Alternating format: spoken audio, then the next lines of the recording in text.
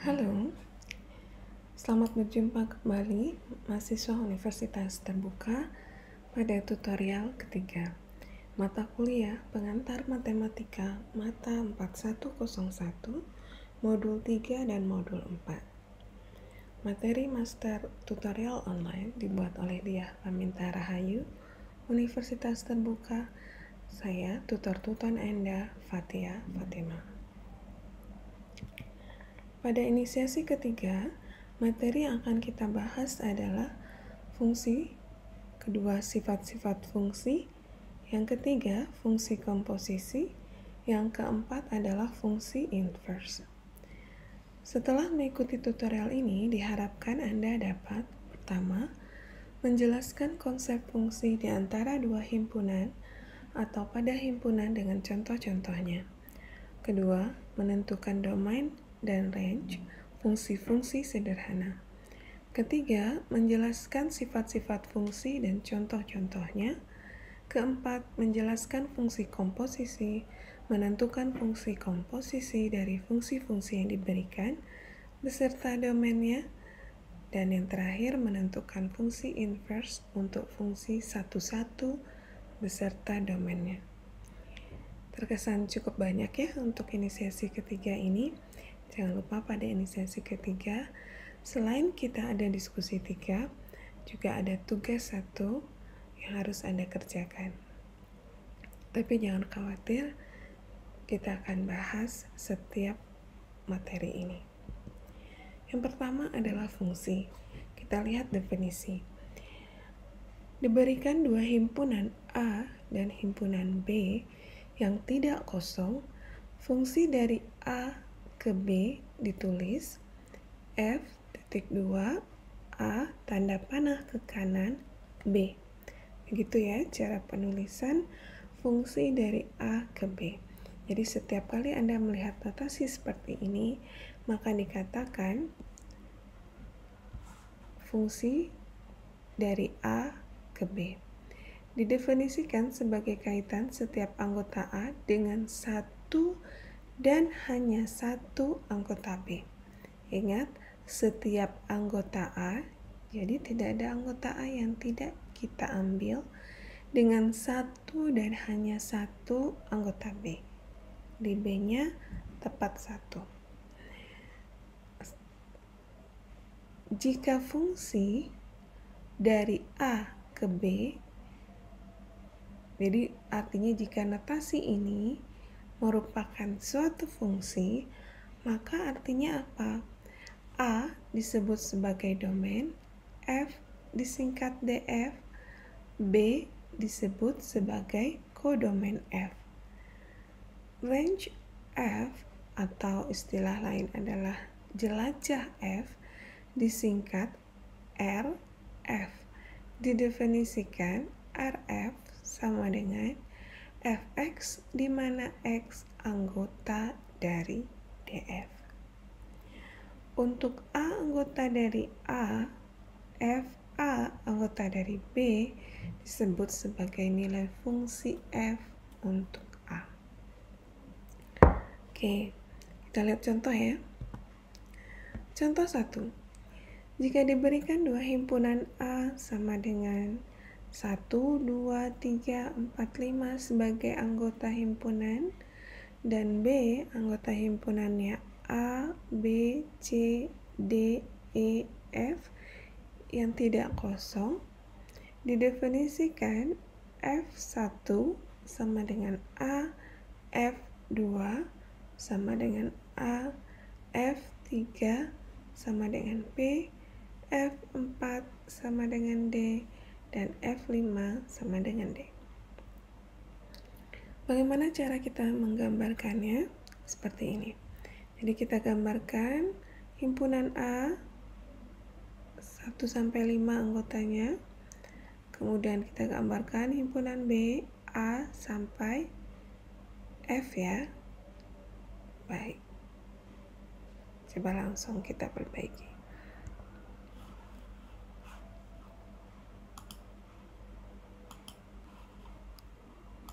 Baik, kita lanjut kembali. Nah, jadi kita gambarkan A. Ini posisinya sebentar. Saya tarik aja ya, supaya tidak ragu. Ke bawah juga boleh. Karena simbol F-nya sama ini. Oke. Kita full screen lagi. Ya. Jadi ini himpunan A sudah ya. 1 sampai 5, kemudian himpunan B, A, B, C, D, E, dan F. Kita lihat F1 sama dan A itu seperti apa penggambarannya. Oke. Ini F1A, F2 sama dengan A, F2 sama dengan A panahnya, F3 sama dengan B, 3 ke B, F4 sama dengan D, 4 ke D, F5 sama dengan D, 5 ke D. Apakah ini fungsi? Ingat tadi bahwa setiap anggota A, pemetaannya ke 1 dan hanya 1 di B. 1 dipetakan ke A ya. F suatu fungsi dari A ke B. Setiap elemen A memiliki kaitan dengan elemen B. Elemen A tidak boleh memiliki kaitan lebih dari 1 dengan elemen B. 1 dikaitkan dengan A, 2 ke A. Tapi 2 tidak boleh lagi ke B karena 2 sudah ke A. Tapi A sama-sama dikaitkan dari 2 anggota dari A boleh. Yaitu bedanya ya. Jadi setiap anggota di A sudah kita ambil semuanya, kemudian dikaitkan dengan 1 dan hanya 1 anggota di B. Contoh kedua, jika diberikan 2 himpunan A 1 sampai 5, B A sampai F. Baik. Ini tadi sudah diperbaiki. Tapi sepertinya tetap naik, jadi mari kita perbaiki lagi. Ini tutorial kita seperti berharap seperti kita berada di dalam kelas real ya. Jadi kalau ada kesalahan kita tetap komunikasikan seperti ini. Oh ya, ini kita taruh lagi di bawah. Oke. Kita lanjutkan. Nah, gambarnya seperti apa? Coba kita lihat. F1 ke A, itu kan? F2 ke A. F3-nya panahnya ke mana? Ke B, betul. F3 lagi ke C. F4-nya ke D. F5-nya ke D. Coba lihat.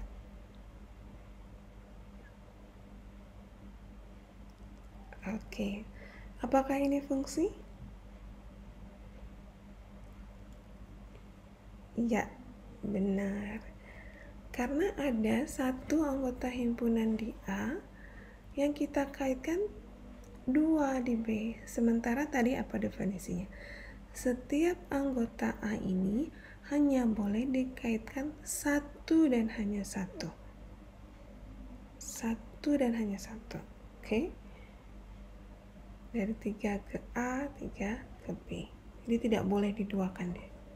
Dari si ininya ya, dari si anggota himpunan A. Jadi F kita katakan bukan suatu fungsi dari A ke B. Perhatikan bahwa 3, yaitu anggota himpunan A maksudnya, dikaitkan dengan B dan C, anggota B. Oke, cukup dimengerti ya. Kalau Anda masih kurang paham tentang definisi fungsi dan membedakan antara fungsi dan bukan fungsi, Anda pause videonya, kemudian diulang kembali. Kita lihat contoh ketiga. Persamaan Y sama dengan X kuadrat ditambah 1 adalah suatu fungsi dari bilangan real ke bilangan real. Untuk setiap X anggota R dapat ditentukan nilai Y dengan cara memasukkan nilai X ke dalam persamaan tersebut. Kita lihat. Misal, X sama dengan 0, maka hasilnya Y sama dengan 0 dikuadratkan ditambah 1, hasilnya Y sama dengan 1. Jika X sama dengan 1 dikuadratkan ditambah 1, maka Y sama dengan 2. Untuk X sama dengan 2 dikuadratkan ditambah 1, maka Y sama dengan 5. Grafik dari fungsi Y sama dengan X kuadrat ditambah 1 sebagai berikut. Ini tadi ya, titik X sama dengan 0, Y-nya 1. Maka di sini kita dapatkan titiknya. Oke, yang kita cari di atas itu adalah untuk X yang positif. Jika X sama dengan negatif, akan Anda dapatkan yang ini, yang positif ini. Jadi berbentuk kurva. Nah, sekarang kita masuk materi kedua, sifat-sifat fungsi. Sifat-sifat fungsi yang dibahas pada tutorial ini adalah satu-satu, pada, dan bijektif. Artinya, sifat satu-satu, sifat pada, dan sifat bijektif. Kita lihat satu-satu. Sifat satu-satu, fungsi f a ke b dikatakan satu-satu jika untuk setiap a, b anggota dari a tidak sama dengan b, maka fa tidak sama dengan fb. Atau untuk setiap a, b anggota dari a, fa sama dengan fb, maka a sama dengan b. Kita lihat fungsinya.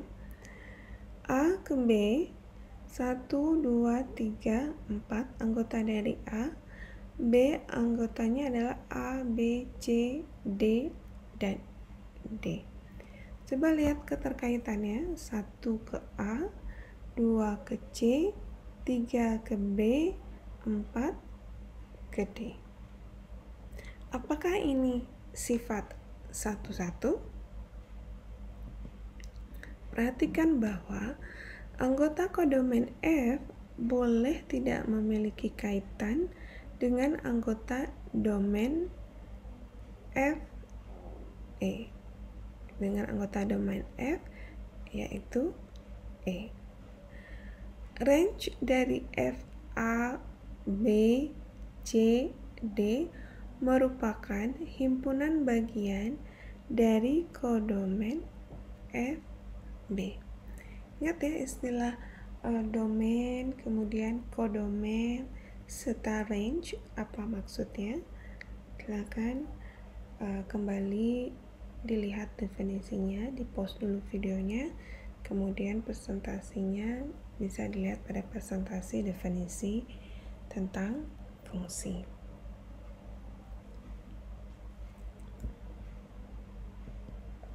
Sekarang sifat pada. Fungsi f dari a ke b dikatakan pada jika setiap elemen di b merupakan nilai f untuk suatu elemen di A atau untuk setiap B anggota dari B, terdapat A anggota dari A sehingga B sama dengan FA. Nah, lihat fungsi ini, yaitu 1 ke A, 2 ke A, 3 ke B, 4 ke C, 5 ke D. Apakah fungsi ini adalah bersifat pada? Perhatikan bahwa setiap elemen dari B atau kodomen F merupakan peta dari suatu anggota A, yaitu domain F. Range F sama dengan kodomen F. Artinya inilah ya, arti untuk setiap B anggota dari B terdapat A anggota dari A sehingga B sama dengan FA. Pada contoh fungsi di awal, anggota himpunan B ada yang tidak dikaitkan dengan A. Betul bukan? Kalau ragu, silakan di-pause dan lihat kembali. Tapi pada gambar ini, semua anggota himpunan B itu ada kaitannya ke A. Maka ini dikatakan fungsi yang bersifat pada. Sekarang kita lihat sifat bijektif. Fungsi f dari A ke B dikatakan bijektif atau satu-satu pada jika terdapat korespondensi satu-satu dari A, yaitu domain F, ke B, yaitu kodomain F. Coba kita perhatikan. 1 ke A, 2 ke E, 3 ke B, 4 ke C, 5 ke D. Apakah ada anggota elemen dari A yang 2 kali dia kita kaitkan, 2 kali keluarnya dari anggota A dan tempat kaitannya di B kedua elemen yang berbeda? Tidak kan? Semuanya tepat satu-satu dan pada. Tepat satu di B. Perhatikan bahwa setiap anggota kodomain apa tadi? Ya, yang ini ya, kodomain merupakan peta dari tepat satu anggota dari anggota domainnya. Tepat satu. Tidak ada mendua, artinya adalah satu-satu. Lalu kodomainnya atau himpunan dari anggota B selalu dapat pasangannya di A, maka dia dikatakan pada jika memenuhi kedua-duanya satu-satu dan pada. Tidak mendua dan semuanya dapat pasangan, maka dikatakan bijektif. Oke, gampang ya mengingatnya. Lanjut, sekarang kita masuk ke materi fungsi komposisi. Diberikan dua fungsi f dari A ke B dan G dari B ke C. Perhatikan gambar yang menarik ini. Di A ada anggotanya A, ini B. Lalu kita ada fungsi f. Ini adalah range f. Ada di sini hasilnya FA. Di sini juga ada domain G. Kenapa? Karena B dipetakan ke C dalam sebuah fungsi, maka di sini dinamakan DG, ya. Nah, hasilnya di sini adalah lanjutan.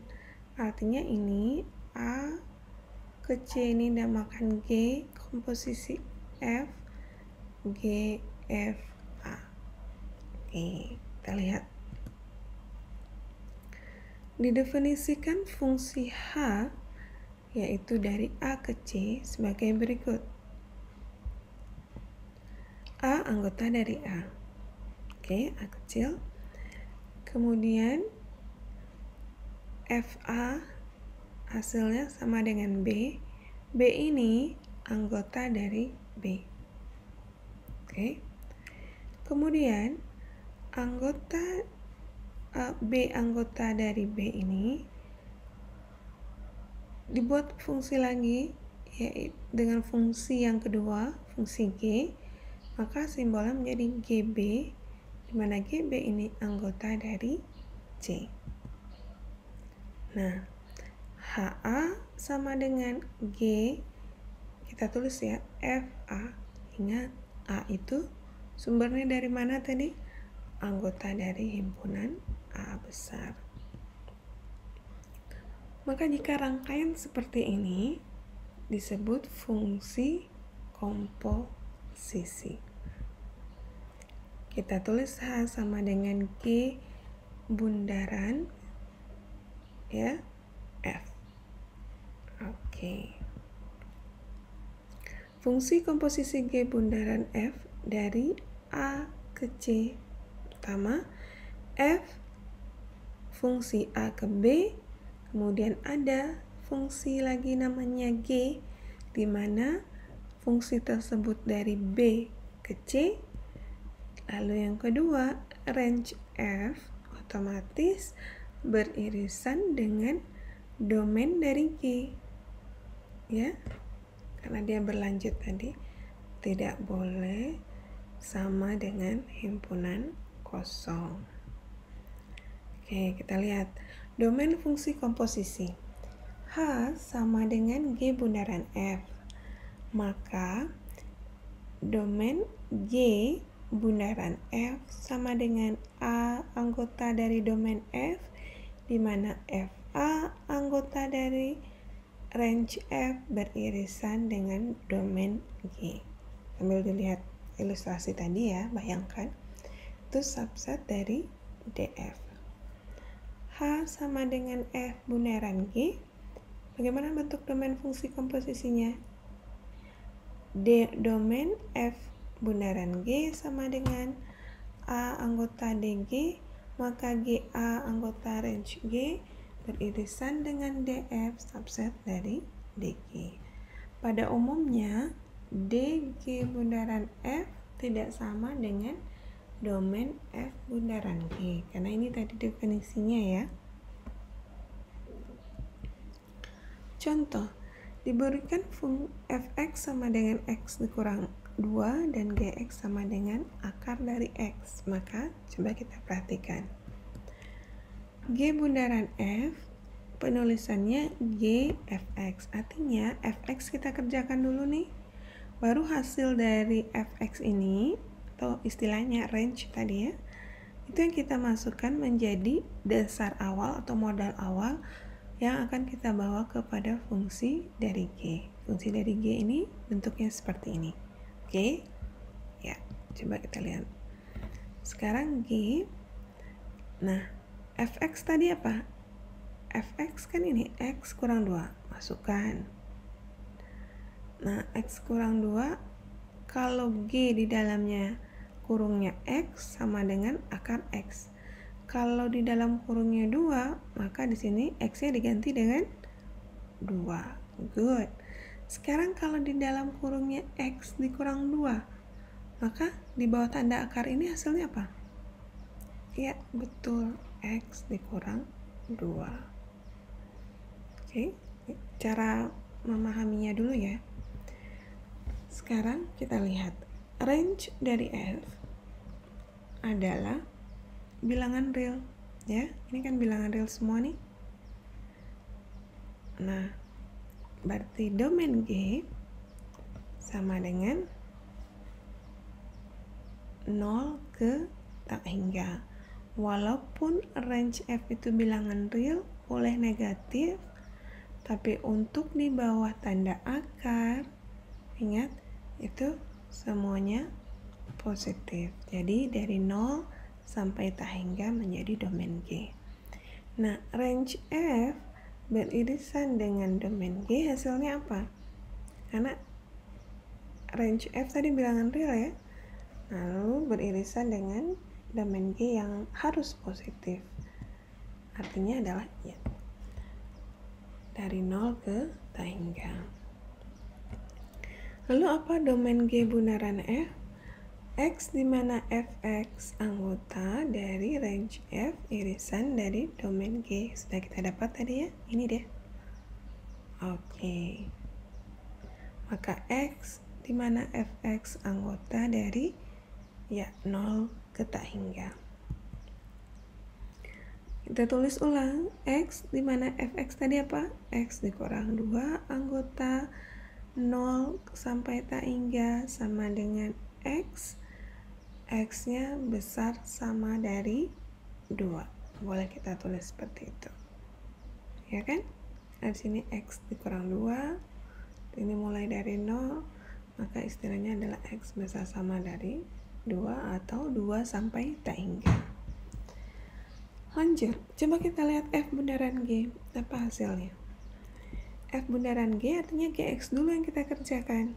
Ya, GX itu adalah ini, akar dari X. Oke. Ya, ini sampai di sini ya panahnya ya. Panahnya. Akar dari X kurang 2. Ini. Di bawah tanda akarnya, kita lihat range dari F. Range dari G, mohon maaf. Range dari G. Range dari G adalah dari 0 ke tak hingga ya. Karena ini di bawah tanda akar semua, di bawah tanda akar adalah positif. Itu range dari G. Kemudian DF-nya adalah bilangan real. Kan ini boleh bilangan real semua. Lalu bagaimana irisannya? Ya, betul. Bilangan real beririsan dengan 0 sampai tak hingga, tentu hasilnya 0 sampai tak hingga. Maka kita lihat domain dari F bundaran GX, di mana GX anggota dari range F beririsan dengan domain F. Ini sudah kita dapatkan, yaitu 0 sampai tak hingga. Nah, sekarang tinggal menyalin saja GX, kita dapatkan akar X tadi. Ya, ini akar X. Oh iya, maaf tadi saya salah ya. Saya salah tadi. Ini Fx. Oke. Fx tadi sama dengan ini kan fungsinya. Kalau di dalam X itu X sama dengan X dikurang 2. Berarti ketika saya menyampaikan dan bertanya-tanya ya, dan apa kita sekarang lagi tatap muka. Nah, karena di dalam kurung F itu akar X sama dengan yang ini, tentu diganti dengan akar X dikurang 2. Oke, good. Nah, GX-nya kan akar X ya, anggota dari 0 ke tak hingga, maka domainnya adalah ini. Sama atau tidak antara domain G bundaran F dengan F bundaran G? Ya, betul, tidak sama. Karena definisi awalnya juga tidak sama. Tapi haruskah semuanya tidak sama? Tidak juga. Kita lihat fungsi inverse. Definisi, diberikan suatu fungsi f dari A ke B, fungsi inverse dari f ditulis ya, f minus 1 B ke A ada atau terdefinisi jika f bersifat 1-1 dan pada. Ingat definisi 1-1 dan pada, yaitu bijektif ya. Lihat lagi sifat bijektif.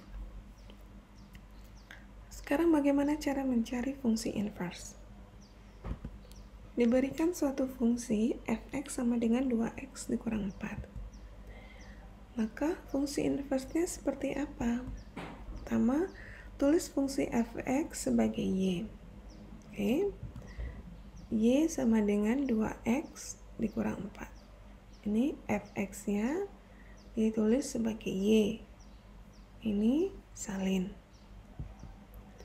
Kedua, ubah fungsi sebagai persamaan dalam y.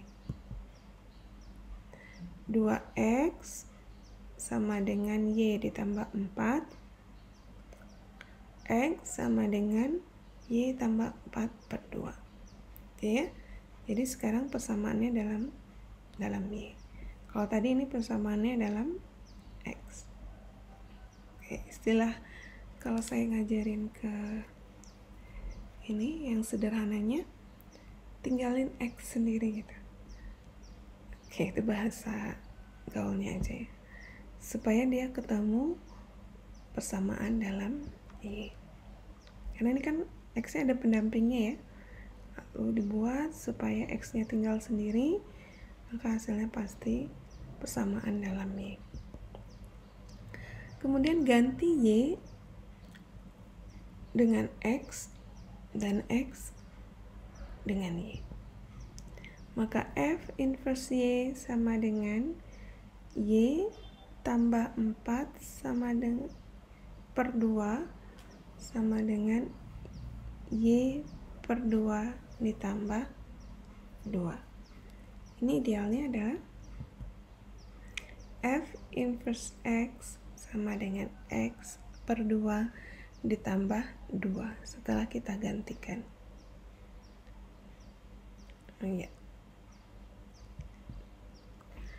Oke, selamat belajar. Semoga sukses. Jadi materi fungsi ini menarik. Ada banyak hal, ada definisi fungsi, ada sifat-sifatnya, kemudian ada komposisi di mana Anda bisa berimajinasi, plus kebalikan yaitu fungsi inverse. Sampai jumpa pada inisiasi berikutnya. Oh ya, jangan lupa ya, diskusi dan tugas 1. Jika belum dinilai, mohon bersabar. Terima kasih.